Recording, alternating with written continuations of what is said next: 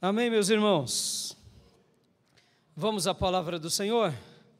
Convido os meus irmãos, as minhas irmãs, a abrirem a sua Bíblia no Evangelho de Mateus, capítulo de número 5.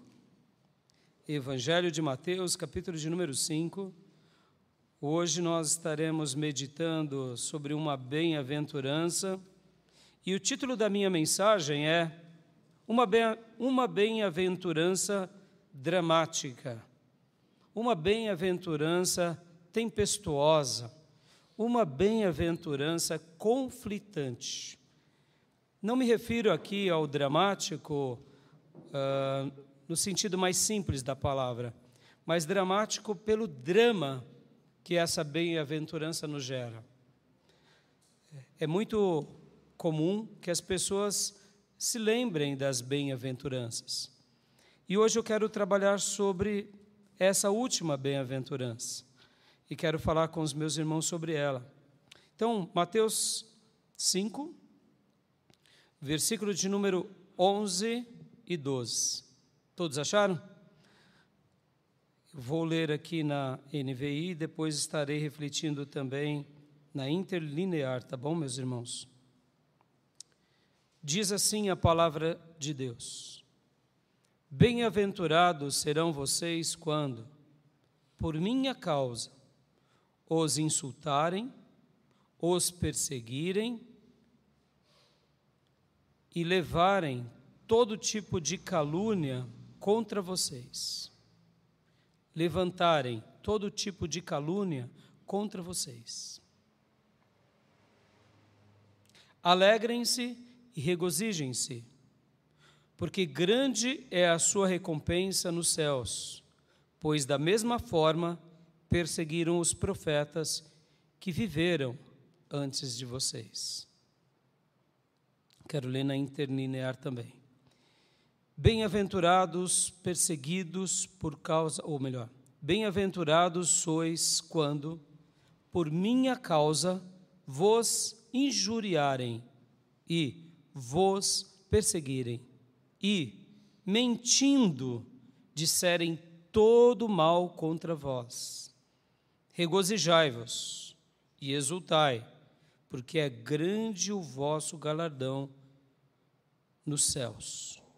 Pois assim perseguiram aos profetas que viveram antes de vós. Amém? Vamos orar?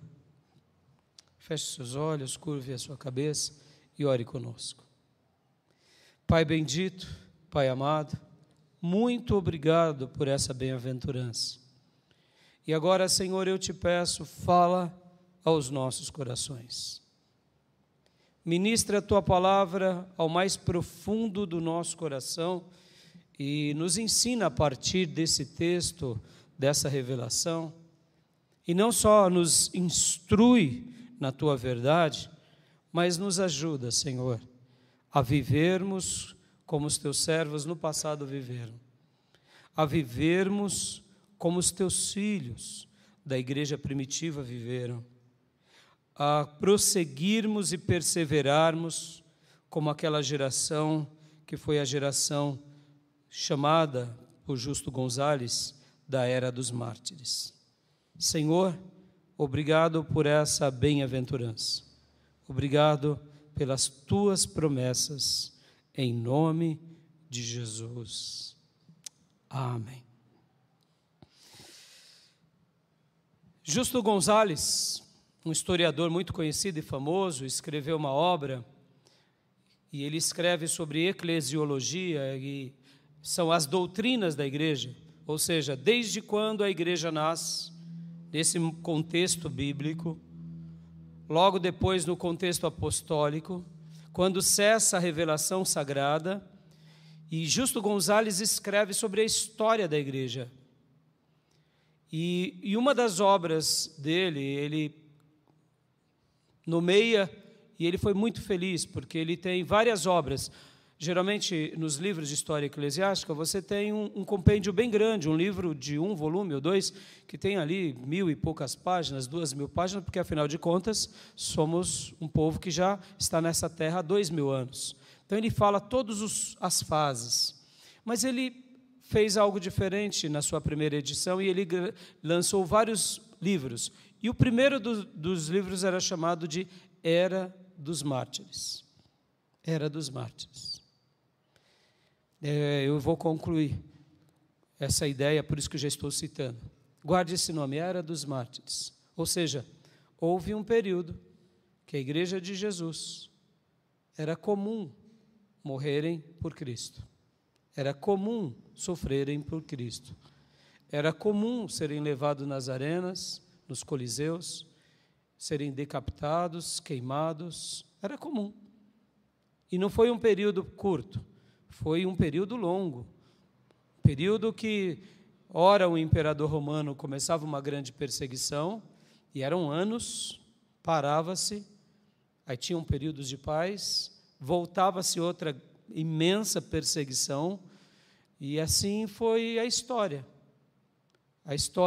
cristã. Ela começa assim, logo quando cessa a revelação sagrada, ou o que chamamos de igreja primitiva, a próxima página é essa, é a Era dos Mártires. Guarde isso. Voltando ao texto, meus irmãos, voltando ao texto. Prestem bastante atenção na conclusão de Jesus no versículo 12. Alegrem-se e regozijem-se, porque grande é a sua recompensa. Ou, como dizem as outras versões, grande será o seu galardão. Olha que interessante.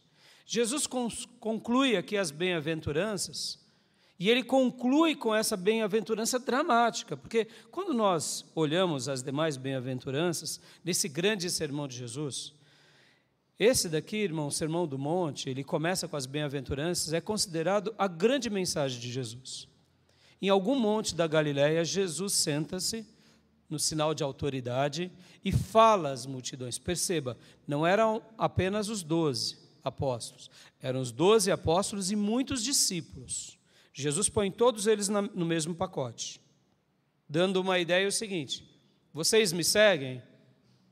Sim, temos aqui o colegiado de líderes que vão cuidar de vocês depois que eu partir, mas eles e todos vocês são minhas ovelhas, então prestem atenção. Jesus senta-se no monte, porque quando alguém sentava-se era sinal de autoridade, e até por isso o Papa só fala sentado, dando essa ideia de autoridade. Reis falam-se sentados, dando essa ideia de autoridade. E aqui, possivelmente, Jesus também fez isso, porque de fato ele é Rei dos Reis e Senhor dos Senhores, ele senta-se, e aí ele fala. E a síntese de Mateus 5, 6 e 7 é a síntese de toda a Bíblia. Compreender o Sermão do Monte, compreende-se a Bíblia. Viver o Sermão do Monte, vive-se a Bíblia. E ele começa falando sobre caminhos para a nossa felicidade. Não essa felicidade circunstancial, momentânea, a felicidade discutida pelos gregos, a felicidade que as pessoas buscam ser felizes. Ele vem falando dessa felicidade que está na alma, no espírito, que mesmo que as circunstâncias da vida ou a fúria das trevas tente te roubar, jamais ninguém te roubará. Por quê? Porque estamos firmados na rocha que é Jesus. Estamos agora com a nossa alma salva. Não há mais condenação. Há agora bênção e bênção eterna. Amém, meus irmãos? Então ele começa falando, só que ele, no seu sermão e nas suas bem-aventuranças, ele fala sobre os pobres de espírito, os que choram, os que são humildes. Ele fala sobre aquele que tem fome e sede de justiça. Ele vem também e fala sobre os misericordiosos, os puros de coração. E aí ele vai falando, e aqui no 10 ele fala: bem-aventurados perseguidos por causa da justiça. Ou seja, todas essas bem-aventuranças, num primeiro momento a gente entende muito bem. Vamos pegar aqui o versículo 10, por exemplo. Uma pessoa que pratica a justiça no meio de pessoas injustas. E se essas pessoas são injustas e seguidoras do mal, normalmente vão perseguir o justo. Então, sofrer como justo é um problema, não é verdade? Numa sociedade caída, pessoas que querem gerar ou fazer coisas boas vão ser defensores dos bons e Normal, esses que são os defensores dos bons vão sofrer. Mas agora, essa bem-aventurança, ela é no mínimo estranha, não é? Ela é no mínimo contraditória. Ela é no mínimo desafiadora. Por quê? Porque Jesus está dizendo o seguinte, olha, felizes são quando vocês sofrerem. Felizes são quando vocês forem injuriados. Ou seja, quando vocês, por causa dele, passarem por injúrias, por calúnias, por mentiras. E aqui é conflitante, porque ninguém deveria passar por calúnias, injúrias, perseguições, mentiras, simplesmente porque escolheu seguir o Senhor. Concorda comigo? Vamos lá, irmão. Você não tem o direito, nem eu tenho o direito, de pegar uma pessoa que escolheu seguir OVNIs, né? Temos o Vale do Amanhecer em Brasília. Eles seguem, são místicos. Assim como em outras regiões do país e do mundo. Tem pessoas místicas que ficam adorando os OVNIs, esperando os ETs, veste-se com roupas esquisitas. Tá bom, a gente vai injuriar eles por causa disso? A gente pode não considerar. Vamos perseguir eles? Não tem sentido. Se eles estão lá com as roupas deles, com estrela na cabeça, com não sei o quê, com batata, o problema é deles. Concorda? Grupos muçulmanos. Vão perseguir os muçulmanos, porque eles dizem que Alá é Deus e Maomé é o profeta de Deus. Vamos perseguir? Vamos matar? Vamos mentir? Vamos ter raiva deles? Vamos perseguir judeus? Vamos perseguir hindus, que adoram os animais, adoram principalmente a vaca? Vamos perseguir budistas? Porque tem Buda como seu grande referencial? Não tem sentido? Não tem. Vamos ser agora frios e calculistas. Não há motivo de perseguir ninguém com o credo de ninguém. Vocês sabem que na virada do século passado e agora nesse século, há uma nova religião que antigamente já existia, mas agora virou até uma modinha, né? Assim como as bruxinhas do bem viraram modinha, feitiçaria do bem viraram modinha, onda Harry Potter e etc. e tal, agora tem a igreja satânica, que tem o livro de Satanás, tem os credos de Satanás. Tá bom, é estranho, né? Aí tem todo o discurso que Satanás não é ruim, Satanás é bom, que o mal é Deus, e aí vem toda a besteirada. Para nós é besteira, é óbvio, vai na contramão do que acreditamos. Porque a Bíblia vai falar que Satanás é o inimigo de Deus e o nosso arqui-inimigo. Mas vamos lá, a gente vai perseguir? Vamos jogar pedra na igreja satânica? Vamos matar os líderes, né, o pastorzinho lá de Satanás, não sei como que chama o líder deles lá, deve ser o pastor, né, da igreja, tem um líder lá. Vamos fazer isso? É tão esquisito e para nós antibíblico e fere-nos em todos os sentidos, né? Imagina você entrar num lugar que tem uma estátua de um ser que tipifica Satanás e as pessoas vão ali e adoram, irmãos. Isso dá até um calafrio, uma coisa medonha, mas vão respeitar. Por que eu estou fazendo esse comentário? Porque Jesus diz que havia uma escola. Isso é apaixonante. Uma escola de profetas, que foram perseguidos pelos seus, que foram mortos pelos seus, que foram despedaçados pelos seus.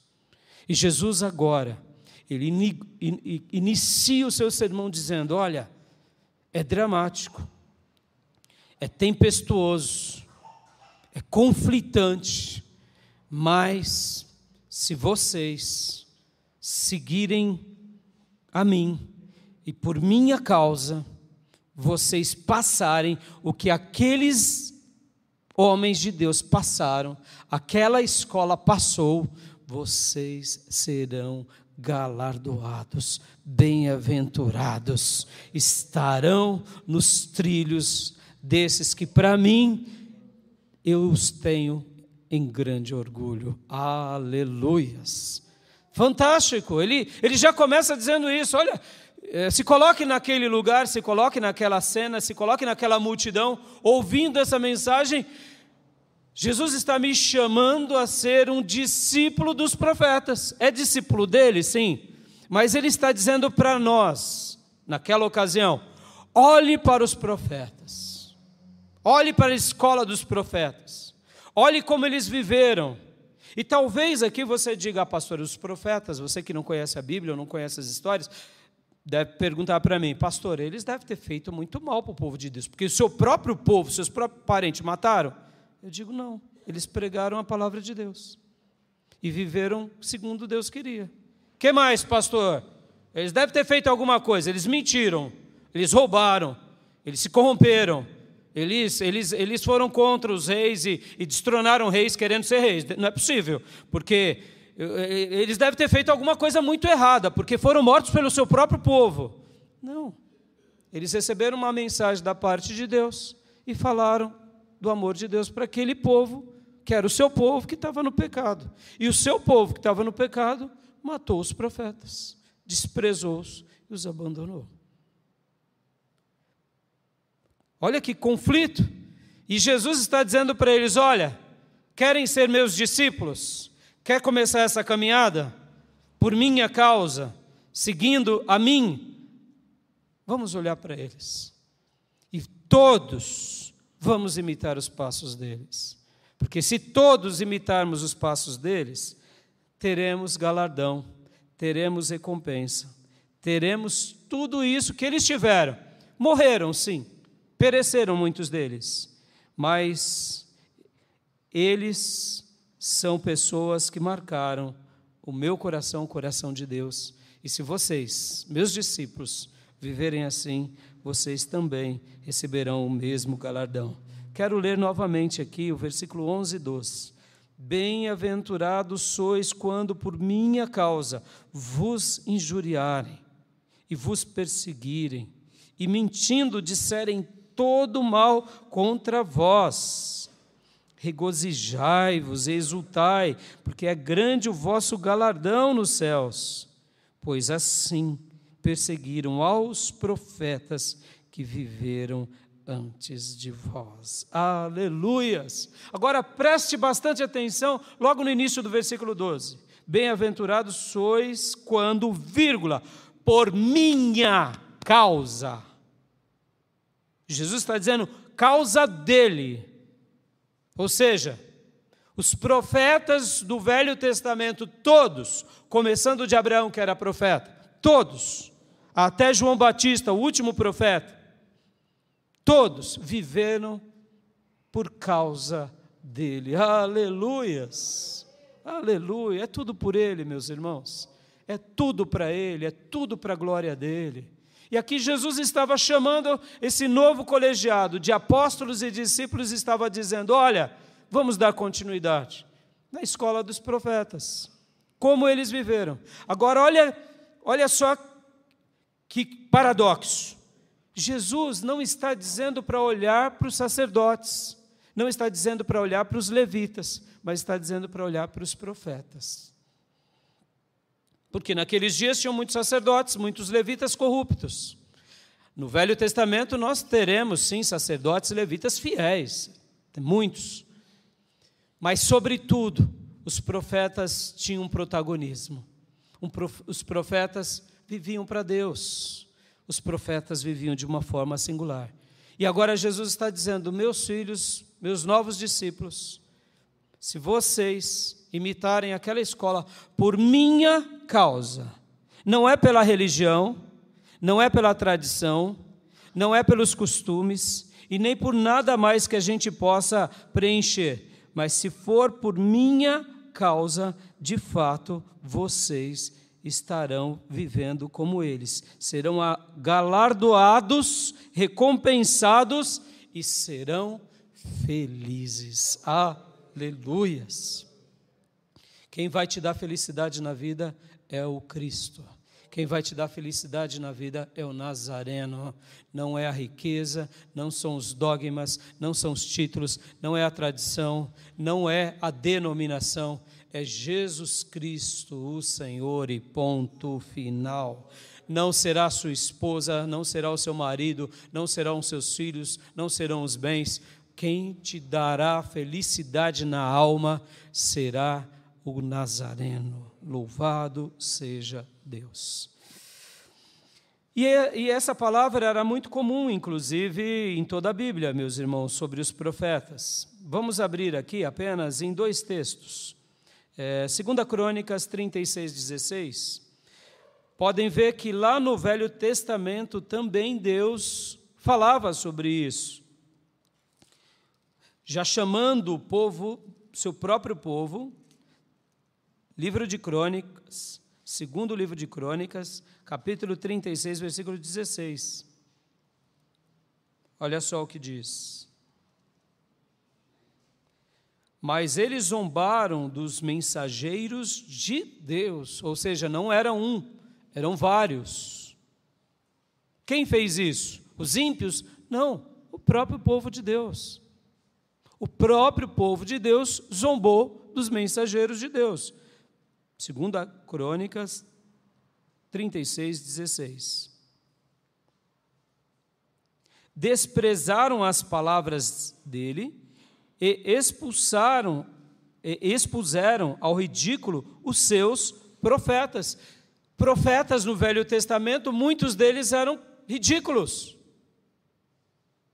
Eles eram tratados assim, como pessoas ridículas. Por quê? Porque falavam algo da parte de Deus que iam contra a natureza humana.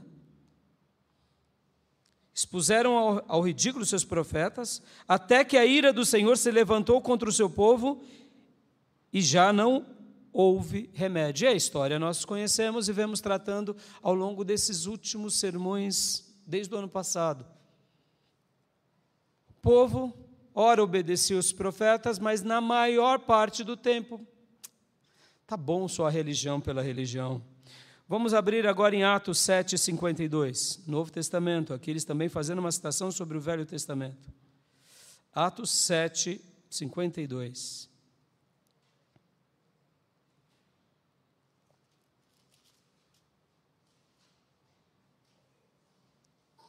Qual dos profetas, os seus antepassados, não perseguiram?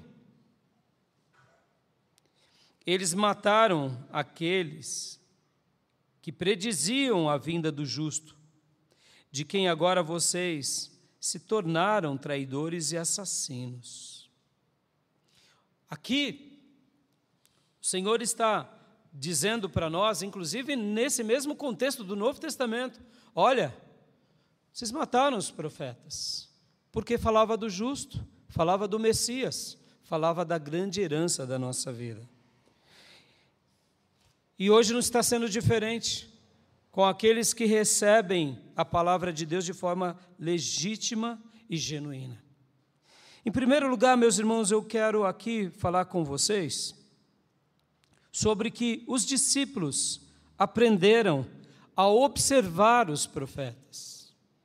Porque Jesus, de fato, também tinha como um dos seus ofícios ser profeta. Nós temos Jesus com pelo menos 3 grandes ofícios. O ofício real, da realeza, ele é rei dos reis e senhor dos senhores. O ofício sacerdotal, ele é sacerdote, e não só sacerdote, mas sumo sacerdote da ordem de Melquisedeque. Mesmo Jesus sendo da tribo de Judá, ele está debaixo desse ofício, porque somente o sumo sacerdote poderia fazer o sacrifício de perdão pelo povo. E no coração de Deus, Deus criou uma estratégia maravilhosa. Ele é o sumo sacerdote que realiza o sacrifício, e ele ao mesmo tempo é o sacrifício pelo qual purifica e salva os seus discípulos.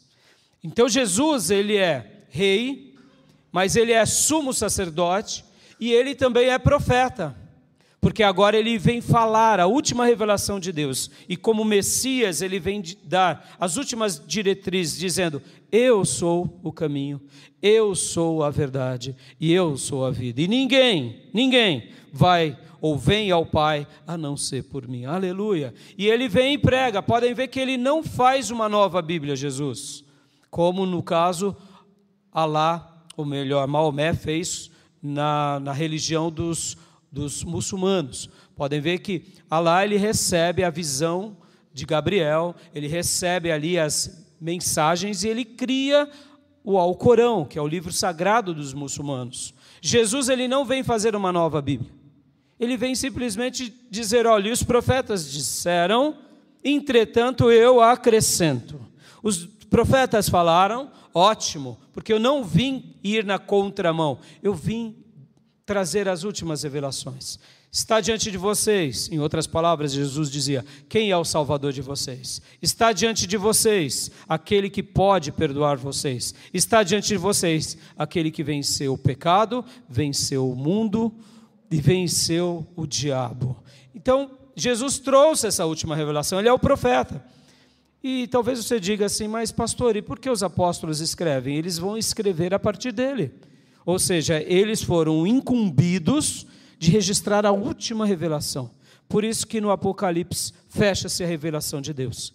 Essa revelação infalível, inerrante, inalterável, que começa no Gênesis e vem ao Apocalipse. Mas como eu dizia, os discípulos agora convidados por Jesus, eles aprenderam a observar os profetas.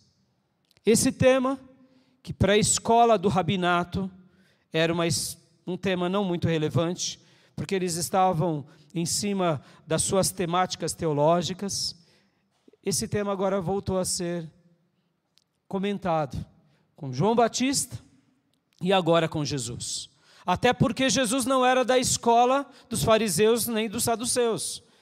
Jesus era reconhecido como, João Batista eram reconhecidos como profetas, mas de que escolas eles eram?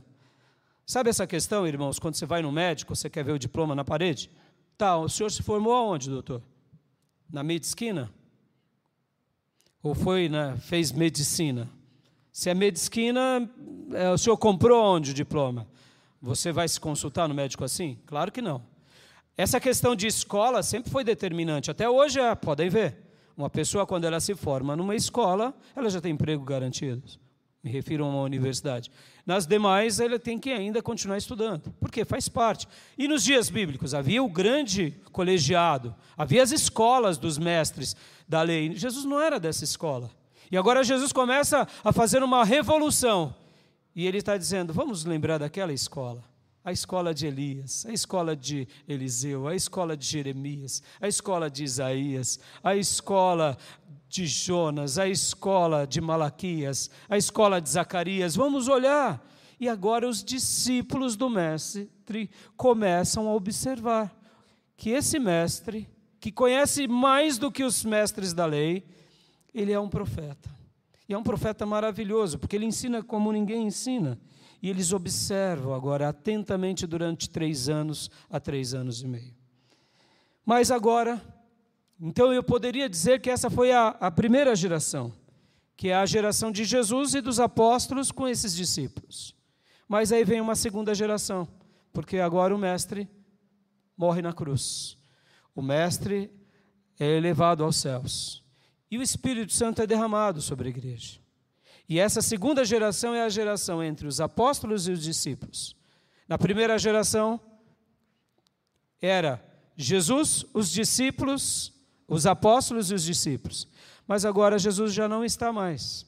Agora, quem está são os apóstolos e os discípulos. Sob que autoridade e poder? Pelo poder do Espírito Santo. O Espírito Santo veio sobre a igreja. E agora, então, os apóstolos e os discípulos, eles imitam os profetas, aleluias. Olha que coisa linda, meus irmãos. Enquanto o mestre estava aqui, eles estavam olhando para o mestre. Agora o mestre foi tirado, o mestre foi partido, o mestre ganhou a salvação das nossas almas. E agora começa uma nova fase, em que estão os apóstolos e os discípulos, mas todos eles imitam os profetas. E essa segunda geração a gente vê ela onde? Em Atos dos Apóstolos e em todas as cartas do Novo Testamento.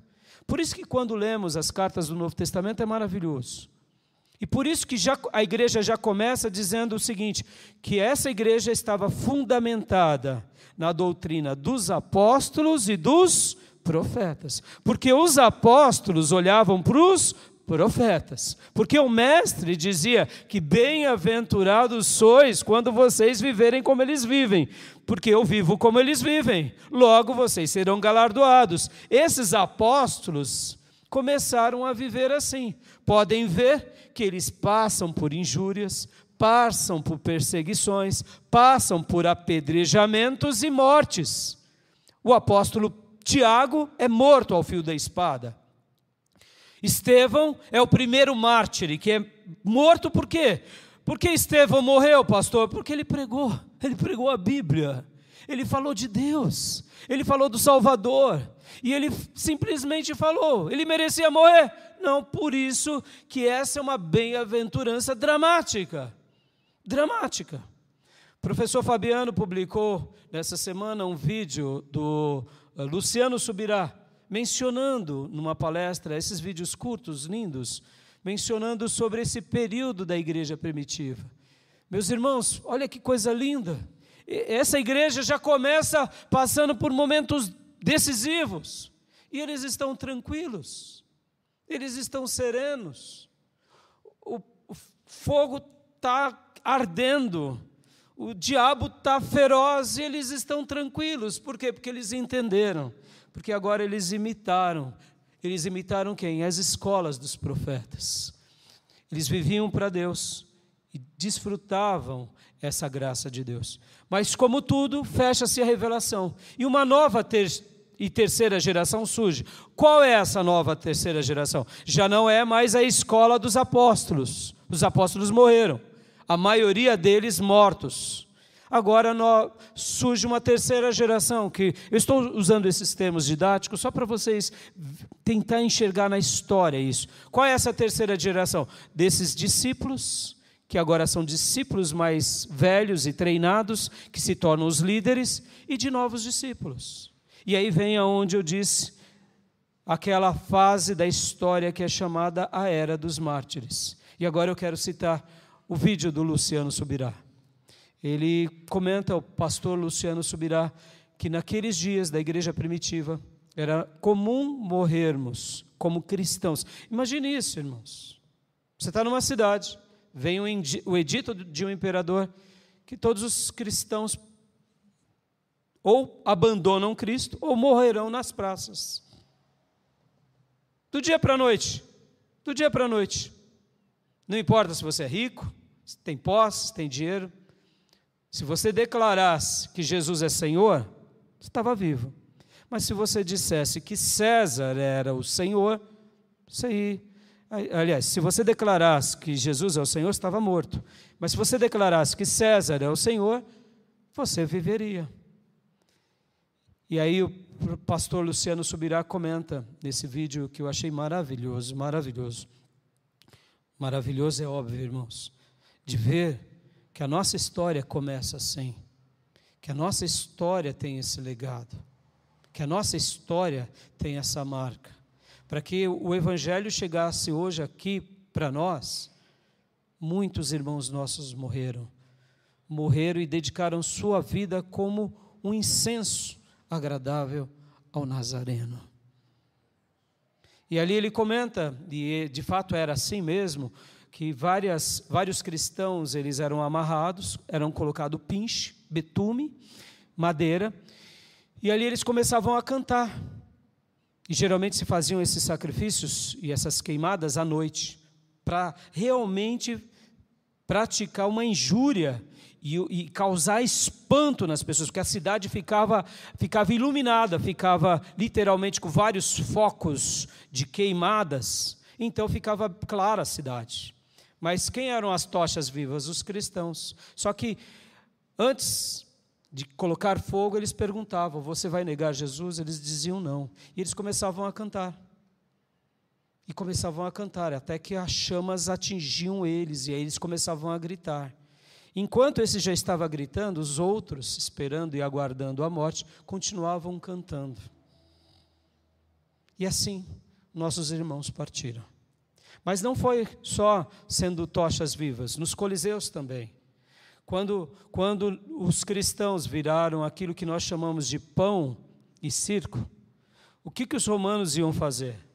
Todos aqueles que negavam que César era o Senhor eram colocados nas arenas. As feras famintas ficavam nas gaiolas há dias sem comer, e de repente a mesma coisa era feita.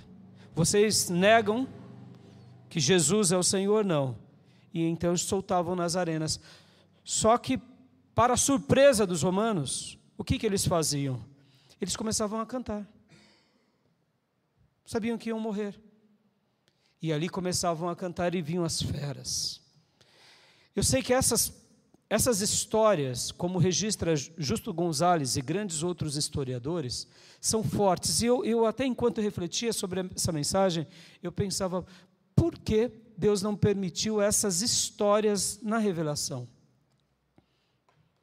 Enquanto eu refletia, eu cheguei a uma conclusão, eu deduzo que Deus fez questão de fechar a revelação, terminar a geração apostólica, começar uma nova geração, e permitiu com que a história registrasse esses fatos para mostrar que o mesmo desejo que vivia no coração da primeira geração, da segunda geração, também vivia no coração dessa terceira e demais gerações.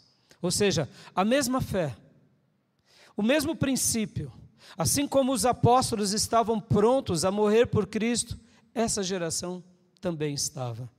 E é por isso que, quando lemos essas obras, vemos que foram praticamente mais de um século de sofrimento e perseguição. Só para vocês terem uma ideia, isso só cessa de fato no ano 300, ou seja, no 4º século. Quase 200 anos de história de sofrimento, de perseguição, de injúria, de calúnia, de defamação, mas eles eram bem-aventurados, aleluias. Eles entenderam, essa terceira geração, que já não tinha mais os apóstolos, mas tinham quem? Os cristãos. Meus irmãos, o que eu quero falar agora aqui, para eu concluir esse pensamento e essa mensagem tão forte para nós?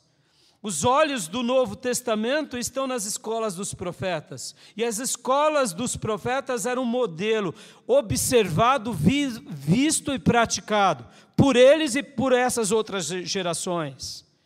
Em outras palavras, os profetas eram uma paixão em Jesus e uma paixão dos apóstolos e uma paixão da igreja também primitiva. E aí a pergunta que fica é, por que a gente se perde muitas vezes em tantas trivialidades? Vocês já notaram? Por que a igreja moderna se perde em tanta trivialidade, em questões bobas, briguinhas tolas, teologias muitas vezes vesgas? Não estou dizendo que não seja importante a teologia, não é isso.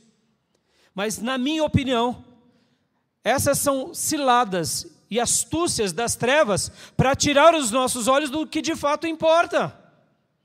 Porque enquanto a gente fica preso nas nossas trivialidades, nas nossas bobeirinhas, a gente esquece de olhar, de imitar e de viver como eles viveram.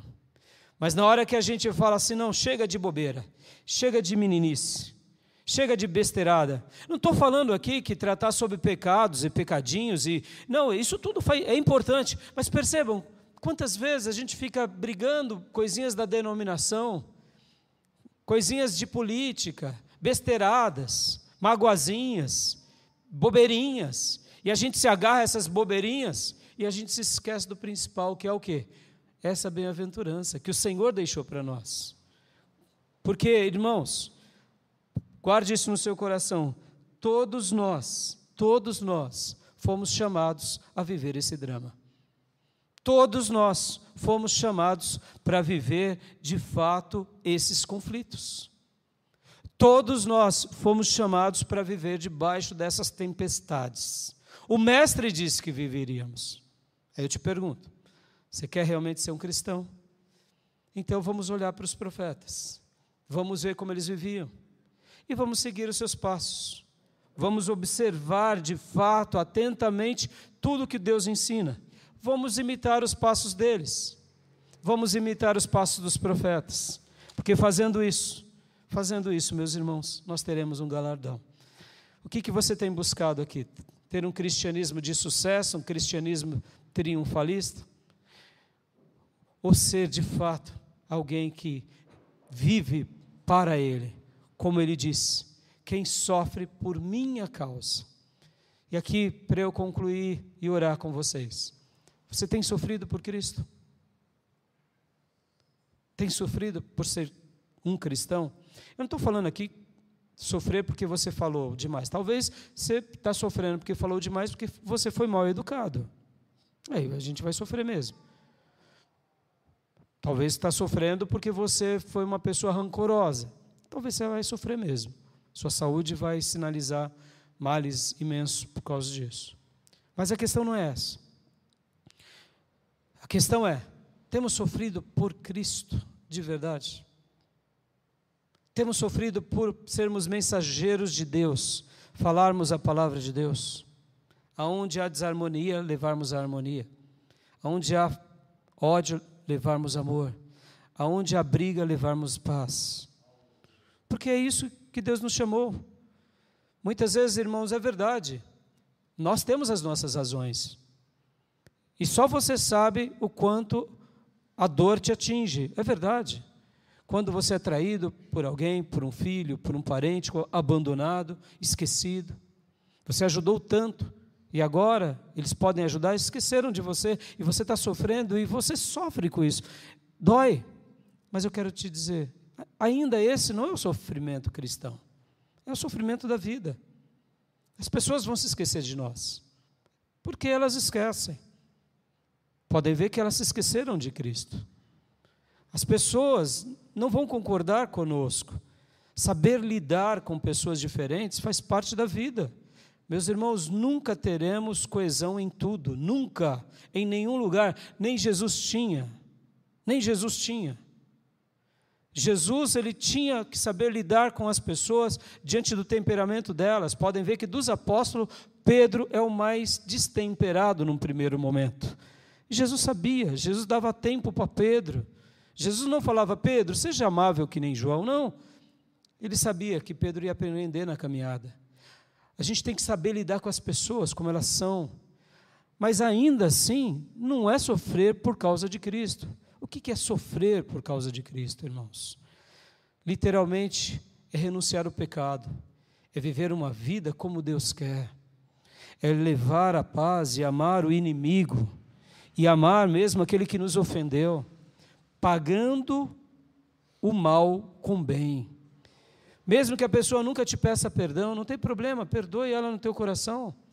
Ela te causou mal, te causou dano, ótimo, sofra por causa de Cristo, e você será um discípulo dos profetas.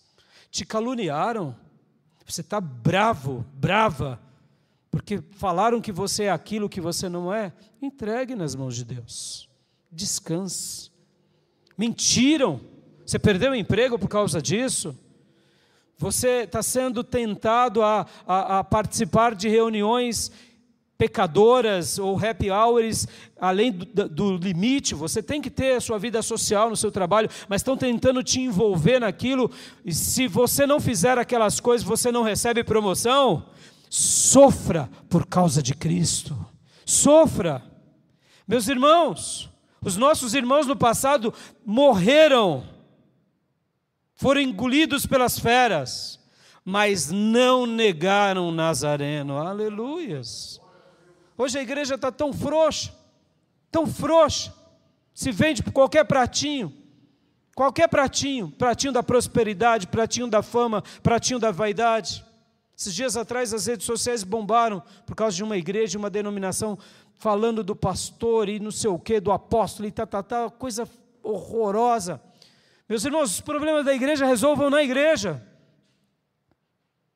Muitas vezes a gente acaba aceitando instruções de homens tiranos, porque a gente é conveniente. Aí depois que vem tudo à tona, aí a gente fala um monte de coisa querendo ser o justo. Não, irmãos, isso é vexatório. Não estou dizendo que isso não vai acontecer, que escândalos não vão acontecer, que defamações não vão acontecer. E eu não estou querendo fazer um juízo de valor desse caso, até porque eu não conheço-os, não vivo entre eles, mas eu quero dizer o seguinte: vamos parar de trivialidade. Os nossos olhos estão em Cristo, na doutrina apostólica, nos apóstolos. Eles morreram por Cristo. A igreja primitiva aceitava desafios imensos, traumáticos.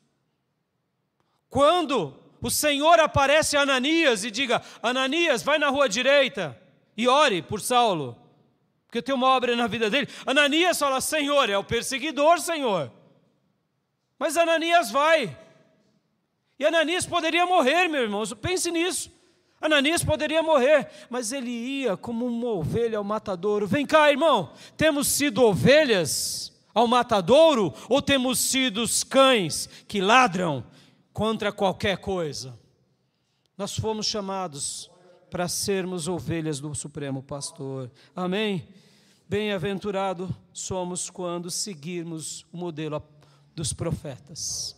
Dessa forma, a gente vai ter um galardão, porque os profetas olhavam para ele, e é tudo sobre ele, para a glória dele. Amém, meus irmãos? Quero orar com vocês. Feche seus olhos. Feche seus olhos e ore agora comigo. Vai avaliando a sua vida. Chama os músicos aqui na frente, teremos a ceia. Você tem sofrido por causa de Cristo de verdade? Se você não tem, então fala para Deus: Deus, me ajuda a partir de hoje a olhar para a escola dos profetas, para essa primeira geração que a igreja, que o Senhor institucionalizou, a segunda geração, que é a geração dos apóstolos, pelo poder do Espírito, nessa igreja primitiva, essa terceira geração, que é essa geração de pastores e discípulos piedosos, como chamamos de era dos mártires. E ora agora, Deus, dizendo: Deus, me ajuda a viver essa bem-aventurança traumática, tempestuosa, conflitante, todos os dias da minha vida, porque só assim eu serei feliz. Talvez você tenha buscado felicidade em coisas, em objetos, em pessoas, em você mesmo, e eu quero te dizer que nada disso vai te gerar bem-aventurança ou felicidade. Mas Jesus, o teu supremo profeta, o sumo sacerdote da ordem de Melquisedeque, o Rei dos reis e o Senhor dos senhores, ele nos deixou esse caminho de felicidade. Então ore comigo agora. Pai, muito obrigado por essa bem-aventurança. Muito obrigado pela vida dos profetas, pelas escolas dos profetas, pelo colegiado apostólico, que mais se iguala ao colegiado dos profetas. Eu poderia dizer que é a escola dos profetas da Nova Aliança, do que com o rabinato, as escolas e as tradições do Talmud, do Pesher e tantas outras daqueles dias. Obrigado por esses homens que eram da Galileia, galileus, e pode vir alguma coisa boa da Galileia, pode vir alguma coisa boa de Nazaré, aleluia. Ali esteve o teu quartel-general, ó Nazareno bendito, ó Galileu amado, nos coloca nas fileiras dos teus discípulos e faz de nós ovelhas que vivem esse princípio para a honra, para a glória, para o louvor do teu nome. Eu te agradeço por essa bem-aventurança tempestuosa, conflitante e até mesmo traumática, Senhor, admito, porque quando sofremos por causa do teu nome, no primeiro momento não entendemos, mas depois o teu Santo Espírito é derramado sobre nós, e como é maravilhoso sentir a tua alegria em nós, a tua felicidade em nós, e ver o Senhor honrando o fruto do nosso trabalho, o fruto da nossa piedade. E eu sei que isso é só uma fração daquilo que receberemos quando estivermos prostrados nos céus, te adorando para sempre. para sempre, para sempre. Ajuda-nos a sermos discípulos de verdade, a olharmos para os profetas, que por tua causa te amaram, te serviram e viveram, porque aqui, Senhor, eles não se gabavam da teologia, da tradição, dos dogmas, das escolas, mas eles queriam apenas viver seguindo os teus passos. Mais do que teorias, era uma teologia vívida, no comportamento, na atitude, no gesto de amar, no gesto de se comportar, de perdoar, de proclamar e de perseverar até o fim, porque aqueles que perseveram até o fim serão salvos. Ajuda-nos, ó Deus, ajuda-nos, Nazareno, ajuda-nos, Espírito Santo de Deus, em nome de Jesus. Amém. Amém, meus irmãos. Eu deixo essa palavra ao seu coração.